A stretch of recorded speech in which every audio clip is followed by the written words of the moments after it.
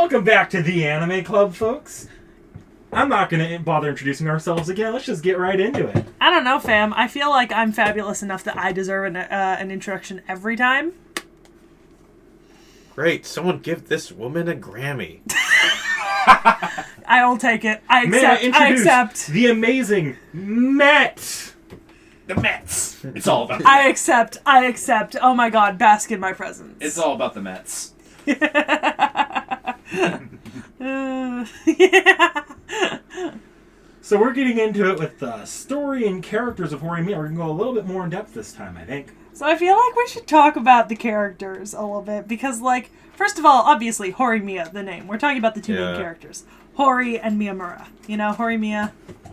I love that the entire series, like, they never really quite get into calling each other their first names. Mm-hmm. They're so cute, though. Oh my god, between the two of them. Mm-hmm. Like, and you know what? You know what I think I like? Is that, for example, right, like, Hori. She has this whole, like, thing where she's, like, popular and smart at school, but she comes home and she, like, acts more like a mom and does a lot of at-home chores.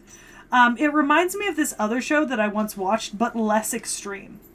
So I watched this other show once, about this girl who was like this beautiful popular icon in school, and then she would like come home and put on like granny panties and braces and all this sort of shit, and she would like trying to hide the fact that she was like a weirdo nerd at home. I like that this isn't necessarily that.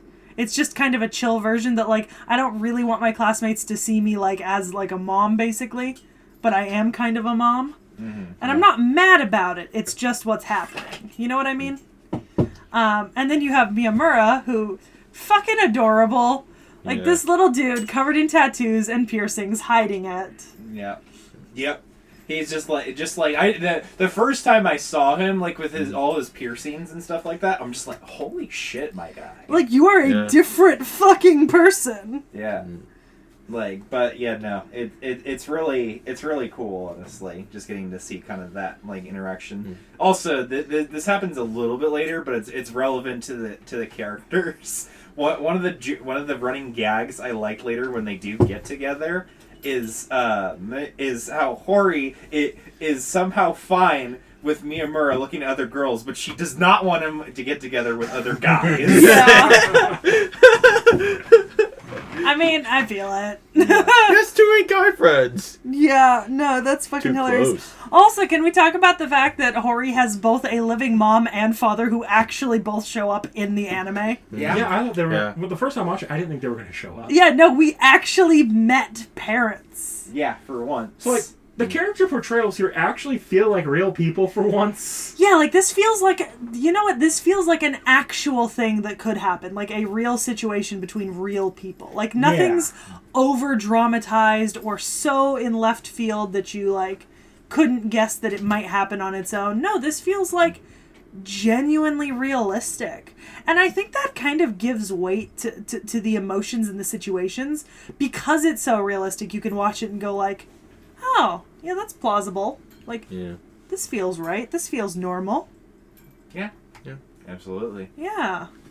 And you have the whole cast of side characters, basically. Yep. They're friends, you know, and all the people in the school and stuff like that. The siblings. Yeah. My fucking god. Miyamura's little brother. Wait. You mean Hori's little brother? Yeah, sorry. Miyamura's future brother-in-law. Yeah, that's it. That's the one. Sorry. Yeah, no, the fucking little brother's so goddamn cute. The father, that jokester. Deadbeat. I love that at a certain point, the family, like, Miyamura wasn't just dating Hori, he was dating the entire family. Right, no, it was like, if you date Hori, you also get all of us in the package. Like, this is a package deal. Like, you didn't think you were polyamorous, but like you might be a little. Like, not only do you gain a girlfriend, but you also gain a little brother, a mother, and a father. Yeah. Yes. It is a 4-for-1 deal. I don't think we ever see Miyamura's family. We see the mom. mother. We see his mom once. That's right. Yeah. We see his mom once. Yeah, his family's a little more hands-off than Hori's. Yeah. Yeah. I think it's because they're running the bakery. That's what they stated as. Yeah, because they're always running the bakery, so they're Yeah. busy all the time. And I can understand that. Like, if your parents are running a business that's as high maintenance as a bakery, because, I Yeah. mean, if you're working as bakers in the bakery, you're up at like 3, 4 in the morning to Yeah. prep everything, and you're working basically till close, and close get the sundown or even later, Yep. you know? So I get it. Like, I certainly don't have any sort of like, it's not as if Mia Mur's parents are bad parents. It's just, but it's realistic that they're not really around. Yeah. Yeah. Because that's baking is like a time-consuming job. Especially if it's a family business. Like, that means that they're definitely pulling long shifts. Yeah, Yeah. absolutely. Which, I mean, is eminently believable. I mean, a lot of family businesses do that. You know, Yeah. you see a lot of family businesses where the family are pulling really, really long shifts, working kind of, you know, morning to evening. Yeah, like, what you'll pretty much do is, like, you'll go to school and you might see them, or they might already be gone. Mm-hmm. And by the time you're about to go to bed, they come back home, Yep. and, like, that's it for you right there. Yeah, and I mean, he pulled shifts in the bakery, too. Yeah. Like that entire little Christmas episode. Yeah. Yeah. Yeah. What do you mean he's not coming over for dinner? I don't know. It was just somehow really, really heartwarming to see like 2 actually functional families. Yeah. Peaches and he got a piece of paper in their mouth. Pull it out. Always a little brat. Oh, brat. Yeah, there's a garbage bag over there behind Brett. Little demons. Choo choo choo. All right. It was really nice to see like 2 functional like family units. Yeah. That's a weird thing to say, but in anime it's very true. Yeah. Like 2 functional families is rare. Yeah. Because like what do we get? What's the status quo? We usually get the One parent or 2 parents missing. Yeah. yes. Or Yeah. Or neglectful. Yeah. yeah. Or just you get the weird cases Or like, orphan. Yeah. Yeah. Entirely orphaned from like a baby. Yeah. Yeah. But also or if the parent is present, they're very aloof. Yeah. Or they have like a weird job. Yeah. Yeah. Like, Yeah. oh my god, the amount of like animes and TV Or shows. their parents work overseas. Yeah, that's what I was Yeah. just gonna say. The amount of animes and TV shows where they just show like 12 and 13-year-olds living completely on their own with an allowance because their parents are working overseas. That's not legal.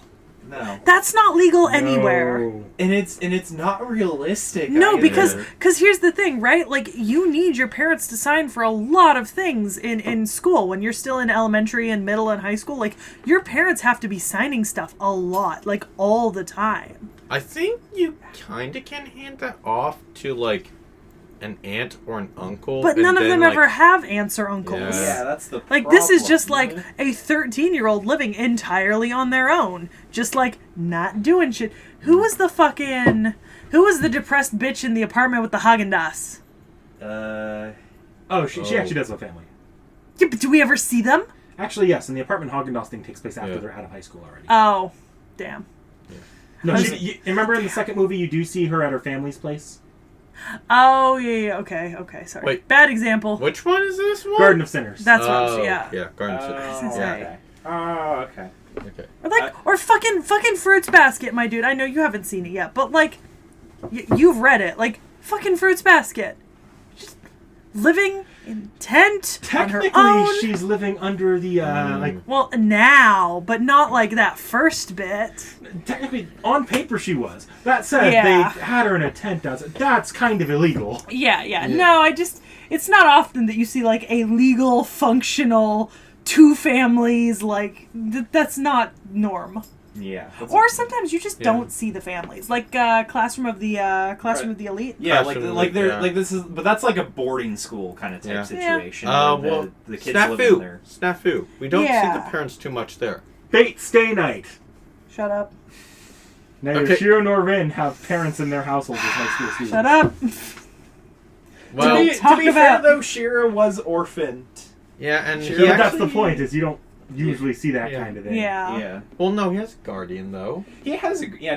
has a guardian, but his I'm guessing that the other guy that was his essentially father figure died. Kiritsugu. Yeah, Kiritsugu Yeah. died at some point. Oh. Wasn't it heart attack or something? I don't remember. Okay, Curse. but like, Oh. Yeah. regardless of what it was in Stan, it's not a normal thing to see. Yeah. Yes. All right, so well, moving on to plot, right? Well, plot shit. Plot shit. I mean, not much really happens as far as the it's more so just about them as characters kind of getting together And and, then their day-to-day interactions, really. You know, one of my favorite running gags that worked even better in the dub? Miyamura, Hori's masochism, and Miyamura, her asking Miyamura to do it. It works so amazingly in the dub because in the like you don't get that full force in Japanese because there's probably some like way of saying it you're getting there, but in the dub the only way they get that is to have Miyamura go full like, "You fucking whore!" Oh god. Yeah. Yep. Yeah, no, that was a really funny running gag in the series. Honestly, I'm just like, Miyamura is trying his best here. He does not like doing this, but he wants her to be happy, and it's just fucking hilarious. Ooh, what's that dumb friend and his extremely smart girlfriend? Oh, damn. That dynamic was... I have to admit, I don't remember most of the friends' names. Oh, the student council president. No, Yeah. not Oh. that one. Not that one. No? No, the one that... Can we talk about the fact that Lost. they're basically exploiting the student council for air conditioning for an entire episode? And honestly, I've never felt something more in my life. Like, I fucking feel it. I would do that too. No, that is the one though, because that's the No. one with the dumb girlfriend. No, he's No, saying not- dumb dumb guy boy. with smart girlfriend. Smart girl. Oh, okay. That other way, one. other way around. Yeah. Yeah, that dynamic was fun as hell. Yeah. Also, the dumb girlfriend, we actually see, like, when you get into her mind, she's actually that dumb. She's not. Yeah. She's not. She just kind of puts on a bit of a cutesy act for herself. Well, for the boyfriend. But it's mainly Yeah. Mm. We also see like a lot of the side characters resolving their own issues, while like the main characters, they kind of they're not resolving. They're more getting to accept and realize their own issues at that point. Yeah. Yeah. I kind of like. I'm sure that they expand a little bit more on this, like in the mangas and stuff. But anyways, kitten fights aside, I wish that they would have done a little bit more with some of the side characters, at least as far as progressing them, because it seemed like they wanted to like get into like some have them get into some relationships and stuff like that, but they never fully committed to it because of the episodic nature of some of the future episodes. So, I'm pretty sure from what little research I did after watching it the first time, a lot of those little episodes, like you got to see the beginning of their arc and the end where they're at. Yeah. But there was a lot in the middle of more personal development in there that made it seem more like an arc in the manga, where they cut that out largely. Got it. Yeah. And sped it up. Yeah, because that's why it felt like a little bit like underdeveloped, like especially for a lot of like the student council members and stuff like that. It's kind of like what was that anime we watched recently with that had like the finale season? God dang. Real Life. Where yeah. Real Life towards the end it skipped over a lot of its later arcs to finish the story. Yeah. I'm pretty sure that's exactly And left what you with happened here. a rushed ending. Yeah. Feeling. Yeah. Yeah. I could see that. I could also see why they might do it though, because honestly, as good as Horimiya is, I can't really see too many people agreeing to a second season on this show. No. Because there's not really anything for them to drag out. Yeah. So unless it was announced at the beginning to be 2 core, which it wasn't. If I had to like nitpick at this show, I feel like the Horimiya relationship should have been interspersed with the vignettes of the other character arcs for how this show's like was paced. Because the Horimiya relationship is kind of the most it's the most fleshed out, the most like that's what you're going to get invested in. Everything else just kind of happens and it makes the back end of the series feel like filler, but if they had made it like you got to see that in the middle of the character development for the Horimiya ship, that would have been much better, I think. That makes sense. But that also might have been off from what the manga's was like. Yeah. Yeah, that makes sense. I think, on the whole, the show is, like, well done, but I think it just... The pacing is not perfect, is the problem. Yeah. And in a show that doesn't have much going for it other than a cute, sweet, realistic romance, you really have to kind of nail a lot of the different aspects that make it up, because there's very little to hide behind, unlike a show where you would have, like, isekais, right? Like, there's so much going on in isekais that, so what if your pacing's a little off from the manga? But on something this simple and kind of clear-cut, like, you really have to excel at the bits that do make it up. Yeah. Yeah. You know? Just wondering, what group would you guys want to see more of? I think I want to see more of the family dynamic. Yeah. But between, like, their families. Like, I want to know more about Miyamura's family. I would have loved to see more Miyamura's family. I also would have loved to see the like, sort of the growing brother friendship between Miyamura and Hori's little brother. I'd love to see that develop more. Yeah. On top of that, like at least obviously like a maybe like a potentially a family get together between the two families just to see that interaction. Oh my god, that would have been stellar. Yes. I would. Okay, OVA special. Somebody needs to fucking do this. Cloverworks, make me like a holiday special. Horimiya, families meeting for Christmas or some shit. But they can't. Christmas is the peak season for the bakery. Yeah. Okay, in the off season. No. Do a Halloween special. Yes. Do a Halloween special. Oh my god, do a Halloween special where they all show up in costumes. That would be glorious. Yes. Yes. I am here for this. Like, I genuinely want, like, a special where the families meet each other. That'd be great. Here you were saying, like, I don't know who would be demanding a season 2. I want OVAs continuations. That's entirely fair. Yeah. I see now where I see my hypocrisy. Yes. I think I would actually like to see a little bit more about the love triangle, because they really rushed that, I feel. Yeah. You know what I would have liked to see a little bit more from? Miyamura's POV with the friends, right? Like, making friends and maintaining friendships. Because I feel like we got, especially in episodes like 3 and 4, we got some poignant moments where he's, like, sitting alone, like, are they really my friends, or are they just tolerating me because I'm near them? At the end of the show, there's almost a hint that because you see a little bit of it of the other, like, Miyamura, what he considers his old self, like, giving himself that, and he kind of, like, the last episode is just him casting that aside finally. But I feel like it either was a bigger thing in the manga throughout the series, or it should have been. I think it probably was in the manga. Yeah. And I think I would have liked to see a little bit more elaboration on it, because here's the thing. I get it, Miyamura. I fucking get it, you know? Like, I've been there, sitting there being like, are they really my friends, or do they just like me because of blank, blank, blank reasons? No, we really hate you. I can accept that. I don't need your love. I will accept your hate. I will flourish under your loathing. Oh my. Friends, enemies, two sides of the same coin. Yeah. What was it? Friends to enemies to arch rivals. Yeah. Keep your friends close and your enemies closer. Yeah. But I don't know. I feel like I would have really liked to see a little bit more of that. You know, just from his point of view. Oh yeah. I talking about those motion scenes. You guys remember, like, those white background and then, like, the shadows, and actually how, like, there was different shades?